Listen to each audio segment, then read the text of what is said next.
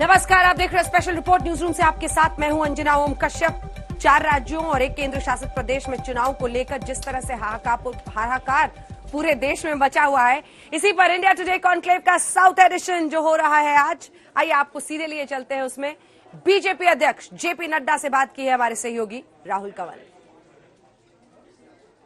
Hello and welcome. The southern peninsula of India is the one last unconquered political bastion for the Bharatiya Janata Party.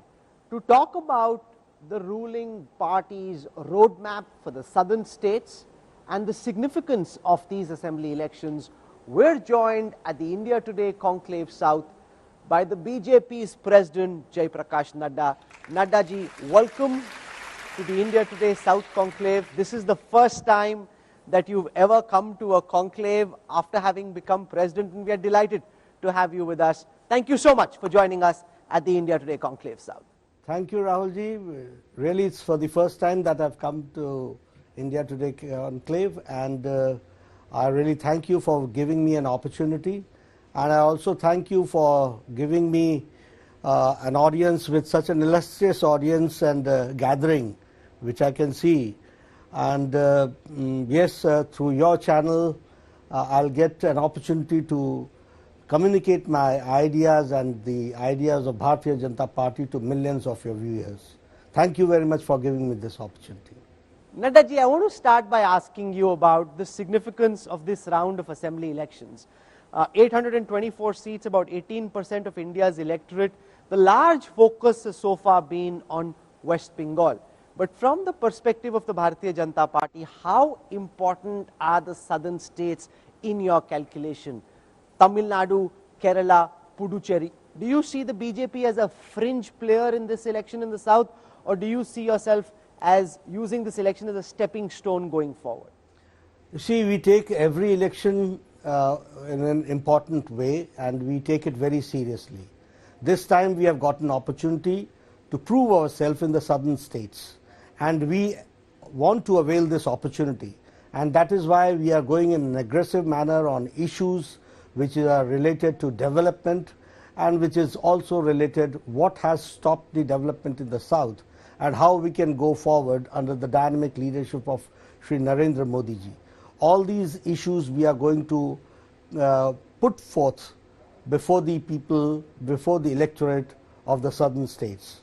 I find that in this elections, we are going to form the government in West Bengal, we will retain Assam, and we will, NDA will win in Tamil Nadu, and we will form government in Puducherry, and we will do good in Kerala.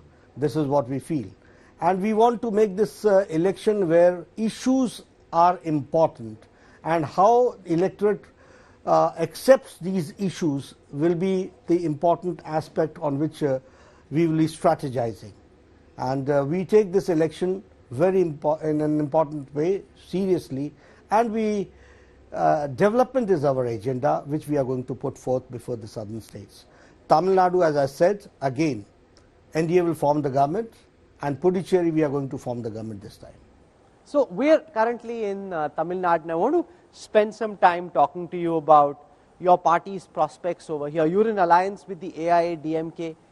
This time they're without the towering personality of J. Lalita.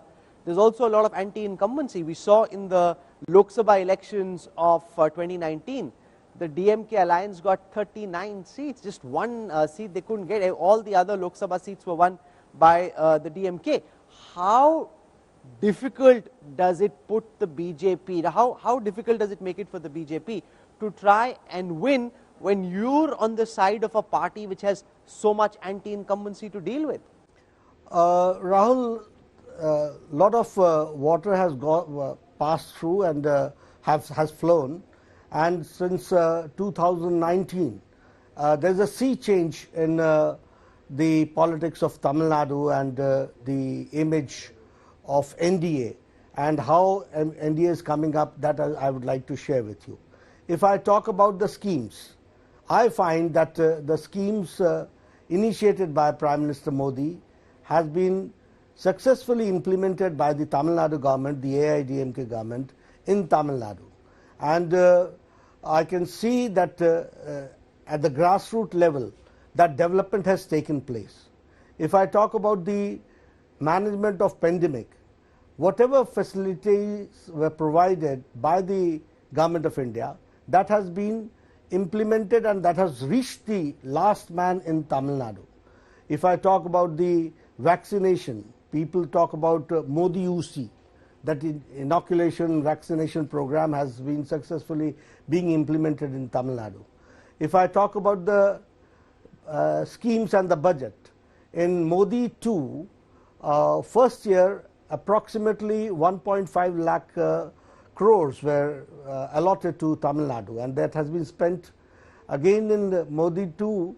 The second year we have allocated 2 lakh crores for metro, for railways, for highways, for pharmaceutical hubs, and for other development which are taking place in for solar park in Tamil Nadu. All these developments are taking place in Tamil Nadu. If I talk about the cultural identity, Prime Minister Modi has seen that the cultural identity of Tamil Nadu is brought forward not only on the national forums but also on international forums. And here in Tamil Nadu also, it was Modi ji who gave the permission for Jallikottu. If I talk about the Vetri Vale, that has also been accepted, very much appreciated by the people of Tamil Nadu. So if we talk on the cultural side, the social side, the development side, lot of development is taking place in Tamil Nadu, and the popularity of Modi ji is immense. So we feel, and there is no anti-incumbency and there is no pro-incumbency towards DMK. So, and if I talk about DMK, people have not forgotten the whole UPA government. The people have not forgotten. When I talk about 2G, it means 2 generations of Maran family involved in corruption. If I talk about 3G, it is the Karunanidhi family which is has been involved for 3 generations in corruption. If I talk about 4G, it is Congress party which has been involved in corruption for 4 generations. And people have not forgotten it. And there is no pro-incumbency for DMK party. And there is no anti-incumbency against AIDMK. So I am very optimistic about it. And I feel that in coming times, the election will be fought on issues. And we are going to take these issues very aggressively among the people. And the Vetri Vale issue, if I talk about the presence of Bharatiya Janata Party, person or a leader like Stalin, who is an atheist, if he has to hold the Vetri Vale, this means that the issues raised by Bharatiya Janata Party has been well accepted by the people of Tamil Nadu, and that is why he has to also succumb to the issues which have been raised by us. So there is a lot of water has flown after 2019, and in 2021 elections we are going to form the government. I want to ask a few personal questions. Now, you were made BJP president at a time when former BJP president Amit Shah went and joined the Home Ministry. His term as BJP president got over.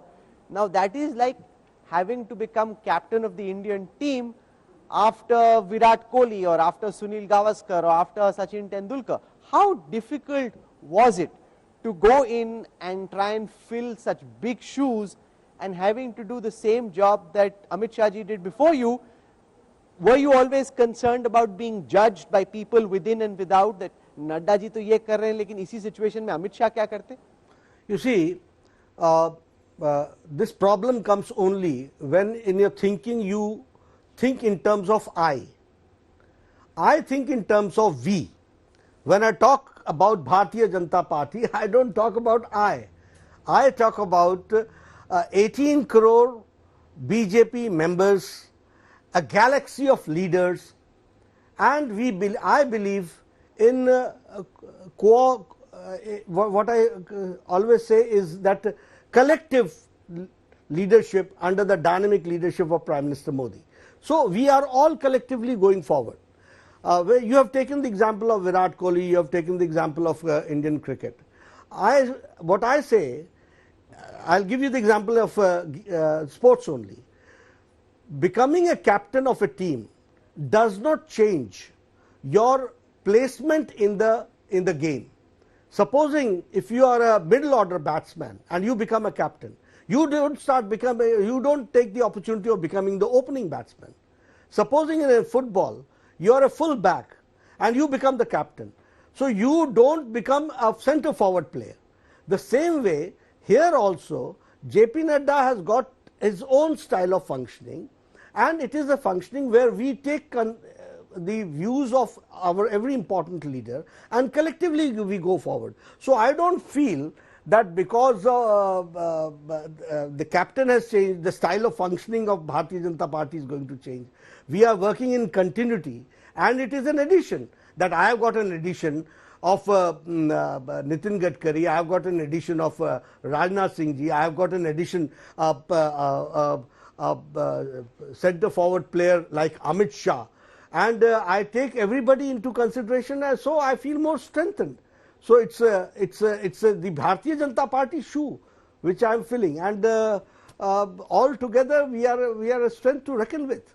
So I don't feel that anything is going to go the other way around, because it adds to the strength. And as a captain, I am a person who take everybody along, and so under the dynamic leadership of Prime Minister Modi ji, who is not only acclaimed nationwide but internationally also, it is an opportunity for us to work under his guidance and to see and build up the party, and that we do. तो दक्षिण भारत में चुनाव है और वहां पर आप ये इंडिया टुडे कॉन्क्लेव के साउथ एडिशन में जेपी नड्डा बीजेपी अध्यक्ष को सुन रहे थे। टीम के तौर पर बीजेपी कैसे काम करती है, इन सब पर वो चर्चा कर रहे थे। अब आइए आपको लिए चलते हैं सीधे बंगाल। आज चर्चा दो चेहरों की, दो तस्वीरों की, दो नजरियों की, दो सोच की, क्योंकि इस तस्वीर पर बड़ी चर्चा हो रही है। कई एक्सपर्ट्स का ये मानना है, खासतौर पर जो राजनीतिक विश्लेषक है वो ये मान रहे हैं कि ममता बनर्जी का व्हील चेयर में बैठा हुआ वो तस्वीर, और अगर वो आगे चुनाव प्रचार भी व्हील चेयर में करती हैं तो लोगों की सहानुभूति उन्हें मिलेगी। दूसरी तरफ शुभेंदु अधिकारी जो नंदीग्राम से ही आज नामांकन दाखिल कर रहे थे, उनका शक्ति प्रदर्शन। क्या है ये दो तस्वीरें और क्या है इनके राजनीतिक मायने, डिकोड कीजिए।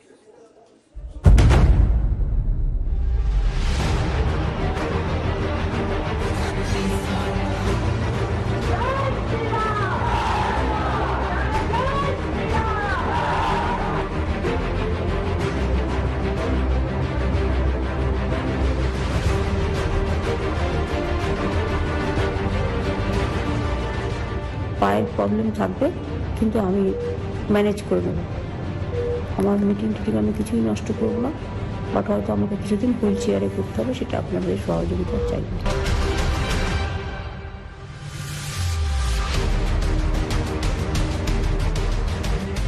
आज हम पश्चिम बंगाल की दो सबसे अहम सियासी तस्वीर के दो दृष्टिकोण के बारे में बताएंगे। जैसे किसी सिक्के के दो पहलू होते हैं, ठीक वैसे ही बंगाल के सियासी दंगल के दो पहलू हैं। नंदीग्राम में शुभेंदु अधिकारी के नामांकन के बाद सबसे बड़े मुकाबले की बिसात पर कौन किस पर भारी है, यानी नंदीग्राम में शुभेंदु का फैक्टर क्या है। नंदीग्राम के दूसरे सिक्के यानी ममता बनर्जी के लिए जीत कितनी आसान या मुश्किल होगी। पहले ममता बनर्जी ने पर्चा भरा और अब शुभेंदु अधिकारी, यानी सियासी युद्ध भूमि में सेनाएं चल गई हैं, शंखनाद हो गया है और सबसे बड़े मुकाबले में हार और जीत के लिए सेनाएं तलवार भांजने लगी हैं। आज हम आपको दोनों पक्षों के बारे में बताएंगे। ठीक इसी तरह बंगाल की जिस तस्वीर पर पूरे देश की नजर है वो है ममता बनर्जी की चोट। सड़क से लेकर चुनाव आयोग तक यही मुद्दा चर्चा में है। ममता बनर्जी को लगी चोट को लेकर दो नजरिए सामने आ रहे हैं। पहला नजरिया ये कि जब व्हील चेयर पर ममता रैलियों में जाएंगी, उनके पैर में प्लास्टर देखकर एक सहानुभूति की लहर पैदा होगी और उसी लहर से जीत मिलेगी। तो दूसरा नजरिया ये है कि ममता को चोट से कोई सियासी फायदा नहीं मिलेगा। बंगाल के सियासी वोट भूमि से आई इन दोनों तस्वीरों का संपूर्ण विश्लेषण हम करेंगे। शुभेंदु की शक्ति, ममता का मैजिक, आज इन दोनों का तथ्यों के आधार पर सटीक व्याख्या आपको दिखाएंगे। ठीक इसी तरह चोट और वोट को लेकर जो नए सियासी समीकरण बंगाल की सियासत में बने हैं, उसकी एक एक डिटेल के बारे में बताएंगे। पैर में फ्रैक्चर लेकिन तैयार है Mamata. The great battle of Mamata versus Suvendu.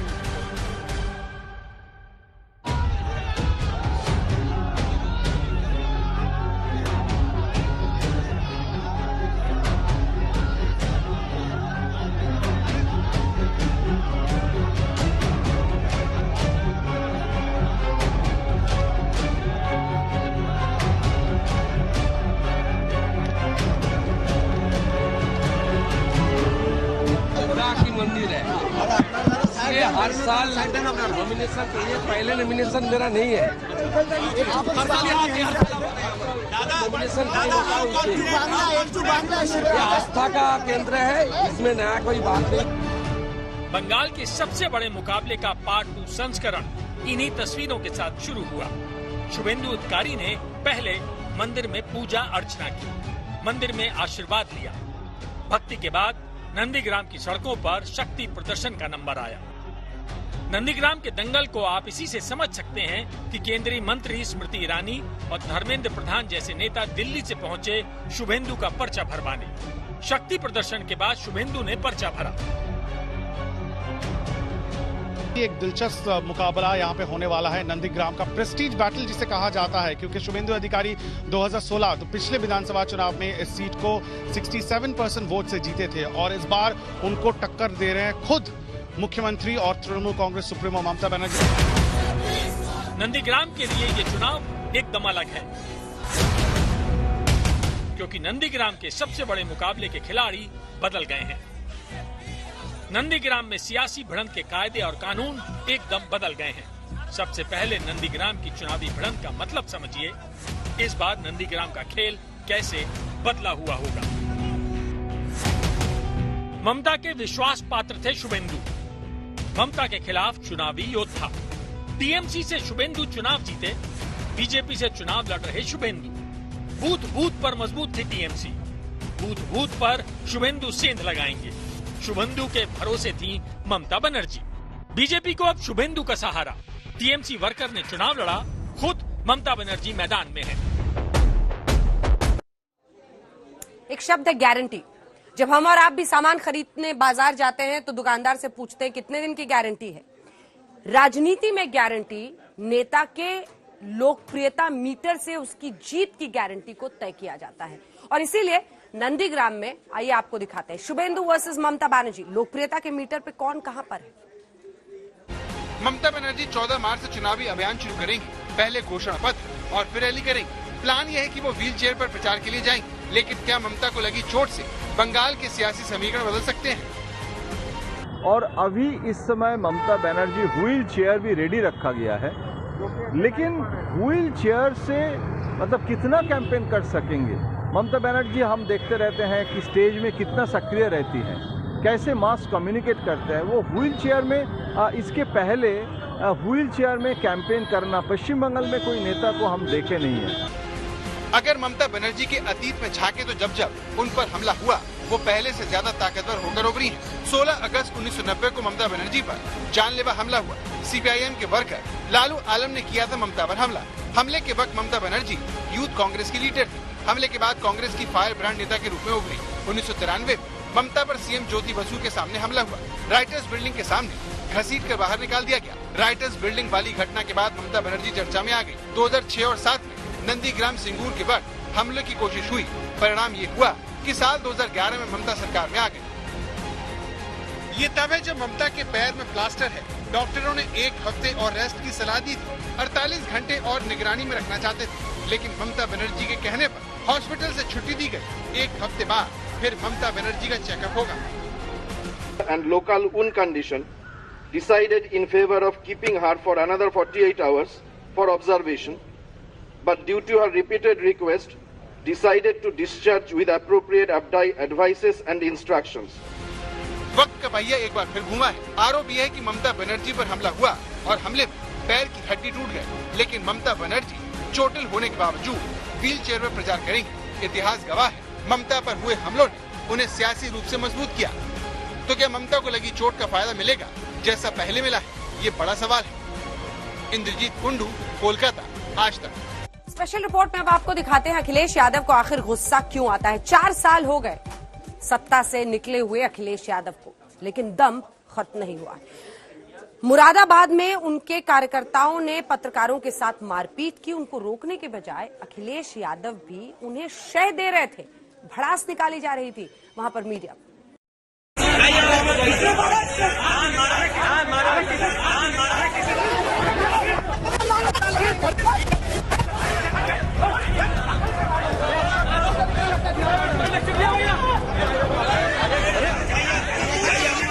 आहा, क्या कहने, समाजवाद साक्षात धरती पर उतर आया है। लोहिया का सपना, चंद्रशेखर का सपना, मुलायम का सपना, समाजवाद का सपना।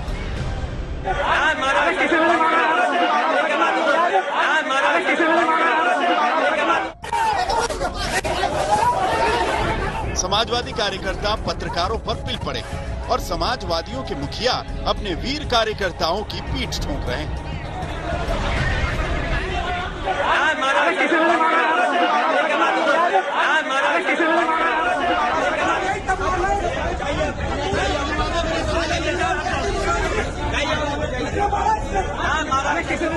कभी गोरख पांडे कह गए हैं, हाथी से आई घोड़े से आई, अंग्रेजी बाजा बजाई, समाजवाद बबुआ धीरे धीरे आई। तो देखिए, समाजवाद मुरादाबाद में आ गया है। ना तो हाथी से आया, न घोड़े से आया, अंग्रेजी बाजा भी नहीं बज रहा, लेकिन समाजवाद आ रहा। मुखिया जी तो पूरी तरह मुतमईन।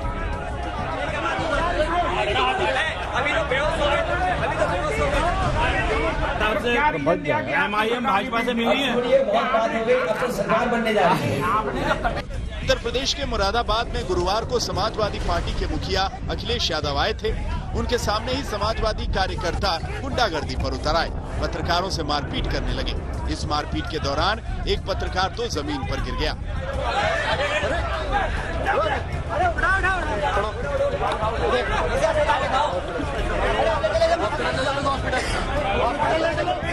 कहा तो अखिलेश यादव अपने कार्यकर्ताओं को समझाते तो वो उल्टा पत्रकारों पर ही बरसने लगे। पत्रकारों ने अखिलेश को उनके कार्यकर्ताओं की कारस्तानी बताई। अखिलेश ने सीनाजोरी के साथ कहा, हाँ मारा तो क्या हुआ।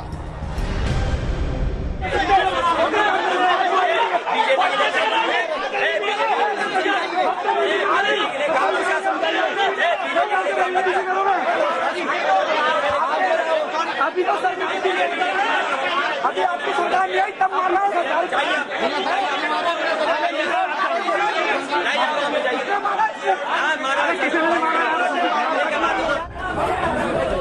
समाजवादी कार्यकर्ताओं की गुंडागर्दी के बीच जमीन पर गिरे पत्रकार की भी खिल्ली उड़ाने से अखिलेश चूके नहीं।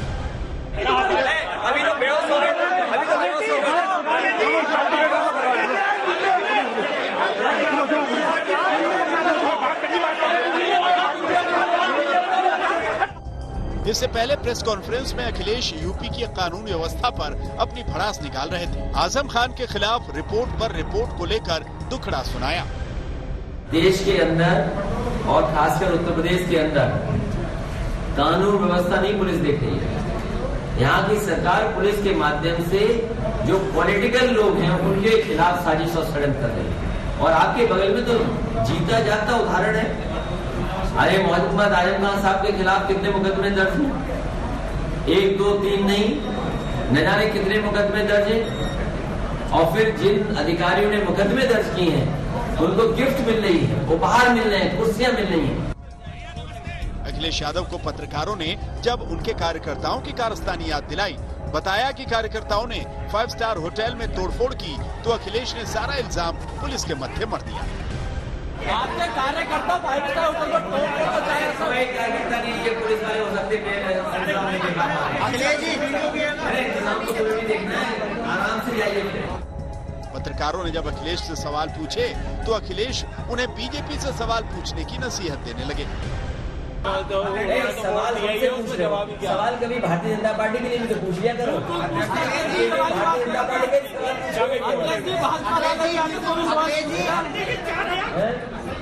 नहीं, भारतीय जनता पार्टी का नहीं पूछ रहे कि भाई आपको नौकरी नहीं मिल रही है, डीजल पेट्रोल महंगा हो रहा है, वो सवाल ही नहीं है आपके लिए। यूपी से समाजवादी पार्टी की सरकार की विदाई हुए 4 साल हो गए, लेकिन अखिलेश को अभी भी इसका दर्द साल रहा है। अपनी खींच अब अखिलेश पत्रकारों पर उतार रहे हैं। बहुत बढ़िया, हमें मीडिया के बारे में पता है। अखिलेश जी, आप मीडिया के लिए बिल क्या कहना चाहते हैं? आपका मीडिया के बारे में आपका धन्यवाद, आपका धन्यवाद। अखिलेश यादव तो पत्रकारों पर आग बबूला हो रहे थे, इस बात से बेखबर कि सियासी दलों की निगाहें उनके इस बड़बोलेपन पर लगी होंगी। बीजेपी खेमा अखिलेश पर पिल पड़ा। यूपी के डिप्टी सीएम केशव प्रसाद मौर्य ने अपने ट्वीट में लिखा, श्री अखिलेश यादव जी, आपकी उपस्थिति में आपकी पार्टी पदाधिकारियों द्वारा पत्रकारों के साथ मारपीट व अभद्रता की घटना बहुत ही निंदनीय है। इसकी जितनी भर्त्सना की जाए वो कम होगी। आप देश के सबसे बड़े प्रदेश के पूर्व मुख्यमंत्री रहे। यूपी बीजेपी के मुखिया स्वतंत्र देव सिंह ने अपने ट्वीट में लिखा, स्वदेशी वैक्सीन पर सवाल उठाते हैं, लेकिन जब स्वयं उनसे कोई सवाल पूछता है तो भड़क जाते हैं। अखिलेश यादव मुलायम सिंह यादव के बेटे हैं, जिन्हें जमीन की समझ तो थी, व्यवहारिक समझदारी में उनका कोई सानी नहीं था। अपने खिलाफ लिखने वाले पत्रकारों को भी मुलायम सम्मान देते थे। राजनीति के जानकारों का कहना है कि अखिलेश को अभी अपने पिता से बहुत कुछ सीखना बाकी है। शरद गौतम, मुरादाबाद, आज तक।